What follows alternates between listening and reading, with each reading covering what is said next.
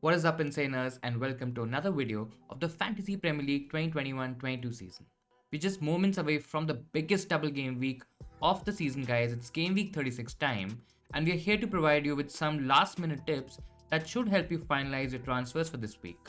Guys, we also did a strategy guide video which covered the overall strategy from game week 35 and 38, and we also did a free hit guide for game week 36, so make sure to check those out as well. The links to both the videos, guys, will be in the description. If you find today's video helpful, make sure that you give it a thumbs up, and you can also subscribe to the channel as well, guys. We are very close to reaching 1000 subscribers, and please help us get there. Now let's start with the first question of this video and this game week, guys. Which premium player to get between Salah, KDB and Son? So guys, I'll try to keep this as short as possible so that you don't have to browse through the entire timeline. But I think if you are playing safe, if you are trying to protect rank, I think Salah is a very easy hold. He's a very easy player to have in your team, and I think you should have him in your team and even captain him this week. His effective ownership, which is the total ownership in the FPL game, guys, that's gonna be more than 100%. I think it's gonna be a lot more than 100%. So if you are trying to protect rank, as I said, I think you should have him in your team and play it safe. On the other hand, if you are okay taking a bit of a risk, guys, and if you already have somebody like a Son, I think it's a pretty much decent hold for this week. Son has been a great option, great FPL option over the past few weeks. He's been outscoring the likes of Kane and Kulusevski by a mile, and I don't think so you should get him out of your team this week. Personally, I won't captain him because I think there are better captaincy options. There are more punty captaincy options, and then you have the safer Salah, but I still would have him in my team even if I'm free hitting this week. But in case, guys, if you are trying to chase the upside, if you are trying to gain a lot of ranks, gain ground in your mini leagues over your rivals, then I think KDB is a great option to go for. I think he will be a massive differential in and around your rank. Guys, City also don't have anything else to play for. They have to win the Premier League. Otherwise, this season is going to be a tough one. And I think Kevin De Bruyne starts both games and even games in game week 37 and 38. Pep was also very clear in terms of the substitution against Real Madrid. That was not because of an injury. That was purely tactical. And I expect KDB to start both games and even do well in both. I think if you are chasing rank, if you are trying to go a bit differential or massive differential, I think you should definitely get in KDB and even captain him this week. Personally, I won't do the Salah to KDB or Salah to a Son move. Even if I'm trying to take a bit of a risk, I'll try to get in KDB or even Son along with Salah.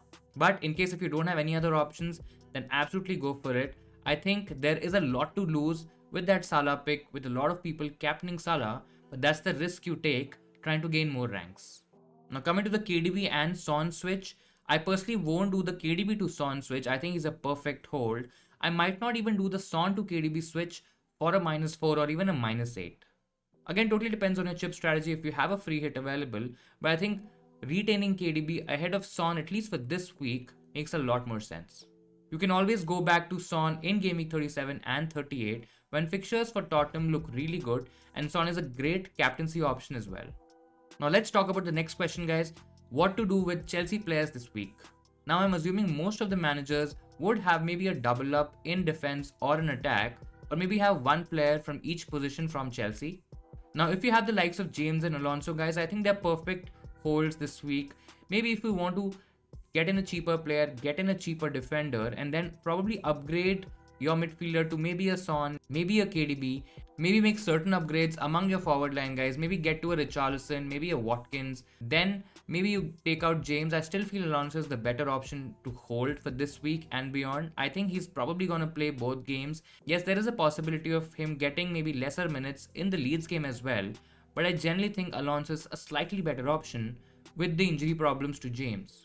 We know that Tuchel would try to protect James maybe more than Alonso at this stage, because James is a more important player for Chelsea. He can play in that wing-back position, he can play in that centre-back position as well. And I think James is probably a bit risky. Nevertheless, guys, I'll probably hold both unless you have to make major downgrades in certain positions. Now, what to do with Mounts, Havertz and Werner, guys? I think Havertz and Werner, they are at risk in terms of rotation. I think there are players that Chelsea can play in those positions, and I think Havertz and Werner would get limited minutes, at least in game week 36, if not beyond. It's because this season, guys, I think Havertz and Werner are both sellable options this week. I think there are better options in midfield, and you also have the likes of Richarlison, Watkins, maybe even Nketiah right now. So I think you probably sell both Havertz and Werner at this stage. Mount is a very tricky and an interesting one, guys. I think Mount is still the most important player for Chelsea. If he plays in that number 10 position, guys, he can get you attacking returns. He will be on certain set pieces as well. So I think there is FPL potential in terms of points there, guys. So I'll probably just hold Mount, guys. In case if you can get a Mount to maybe a Son, maybe a KDB, then I would probably sell Mount. But in other situations, I'll probably just hold him this week. Now let's come to our third question of this video, guys. Free hit 36 versus free hit 37. Which one to go for and which one is better?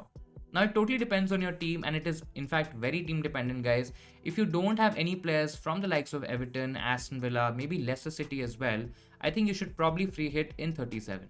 The other scenario is that if you maybe don't have the right set of combination of players from the likes of Liverpool, Chelsea, Arsenal, Tottenham and Man City, guys, there is a huge upside to be gained in Game Week 36. If you can get the right set of players in Game Week 36, guys, I think there are a lot of hauls that you can target. But getting to those hauls, getting to select those right players, I think that's going to be a bit tricky because of a lot of rotation possibility this week. Now let's talk about the free hit in 36, guys. I think the major upside here is to target Man City players, guys. I don't think so a lot of people would be having the likes of Kevin De Bruyne, Mahrez, Foden, Jesus, and maybe even a double up in the Man City defense, guys. So if you want, you can get to that upside. There are two possibilities here. You can target a double up in defense and then one City attacker, or you can massively go for two City attackers, take a bit of a risk, and then go for somebody like a Cancelo to just protect rank. This is also a great strategy, a great game week to target the free hit. If you have players like Ramsdale and White in your team, guys, I possibly won't want to have them this week. Arsenal attackers look a lot better to target. Maybe you can get Saka, maybe you can also get an Nketiah and make that a powerful double up. But I generally don't think so. Defense has a lot of value this week. The free hit in 36, guys, it also allows you to easily get rid of your Chelsea players who face the risk of rotation, which might not be the case in 37 and 38. In terms of Tottenham as well, guys, if you have the likes of Kane, if you maybe have the likes of Kulusevski, you can possibly get rid of those players and just have Son as a backup, as a cover of the Tottenham team. You necessarily don't have to target massive differentials from slightly weaker teams like Aston Villa, Everton, Leicester and Watford. I mean, of course, you can have those players, but I think the core structure of your team, of your free hit team, should be around stronger players. Now, guys, in case if you don't have players from Villa, Everton and Leicester, I think 37 is also a decent option to go for. This also really is helpful if you don't have any Spurs player in there as well. If you feel that Game Week 36 is a tough double for Spurs, you can actually target the easier fixture against Burnley in Game Week 37, where the likes of Son and Kane are easily captainable options. You can also get players from Villa and Everton, guys, which you might not want for Game Week 38. And I think Game Week 37 also has a decent upside. The only difference here is, guys, that you might have to balance getting in single Game Week players along with players from Villa, Everton and Leicester, and then make the best use of that free hit chip. Both strategies are absolutely great, guys. It totally depends on your team and which kind of teams or players you're targeting. You can go for the higher upside for this particular week, where a lot of good teams, a lot of top teams have a double game week, and this I'm talking about Game Week 36. Or you can actually go for differentials from the likes of Villa, Everton, Leicester, etc. if you feel that they can do a good job in Game Week 37.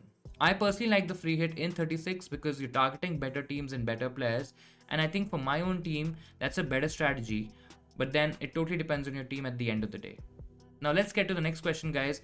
What are the best players to target if chasing rank this week? I think if you are chasing rank, if you're trying to go differential, if you're trying to make up ground in your mini leagues, then I think the likes of Jesus, Mahrez, maybe a double up in terms of the City attack, I think that is where you should actually look for points. Yes, there is a bit of a risk between Jesus and Mahrez, and they might share minutes, but that's the risk you take, guys. That's the upside that you're chasing. That is the haul potential that you're chasing. If you look at a single game week, I think the likes of Jesus and Mahrez both are really good options, and I think you should absolutely go for them. If you're looking a bit long term, then I think you should look at the likes of KDB as a better option. You can also double up in terms of the Man City attack. I think this week it might be a bit of a differential, but then in Game Week 37 and 38, that might catch up. Guys, if you want to go a bit differential, you can also target the Liverpool attack. I think there are a couple of options to go there. There is Luis Diaz, there is Jota as well, guys. Yes, there's also a risk in terms of rotation, in terms of shared minutes, but I think both are really good options. If I had to choose one at this moment, guys, I'll probably go Diaz over Jota. I think he's a part of that stronger, that first 11 in terms of Salah, Mane, and that third attacker in that Liverpool team, guys. He's been pretty good since the time he's come into the Premier League. His numbers are as comparable as to a Salah, guys. And I think Liverpool's attack has been the best attack of the Premier League this season. And anyone who plays in that top three, in that front three, guys, I think that's really gonna benefit. But if I had to choose one, I'll probably just go Luis Diaz at the moment. Jota might have a slightly higher ownership. It might be a little bit safer in terms of the move. But I think if you're catching upside, if you're trying to chase rank, then Diaz is the one to go for. Now let's get to the next question and the final question for this video, guys. What are the best forwards right now in the game? Now, to be honest, guys, I don't like the idea of a premium option among the forward line at the moment. I think when you talk about Kane, yes, he's a decent option, but Son is a slightly better option at the moment. He's been massively outscoring the likes of Kane in spite of having identical numbers. It's just that Son is a much better finisher, he's a much clinical finisher, and he's also fighting for the Golden Boot, guys, and I think that's probably gonna help him score more goals and Kane to assist him to get those goals. Personally, I don't like the idea of Kane at the moment, or maybe even a Ronaldo. So let's say a premium spot at the moment. If I really want to go in terms of forward line, guys, I'll probably go towards a Richarlison.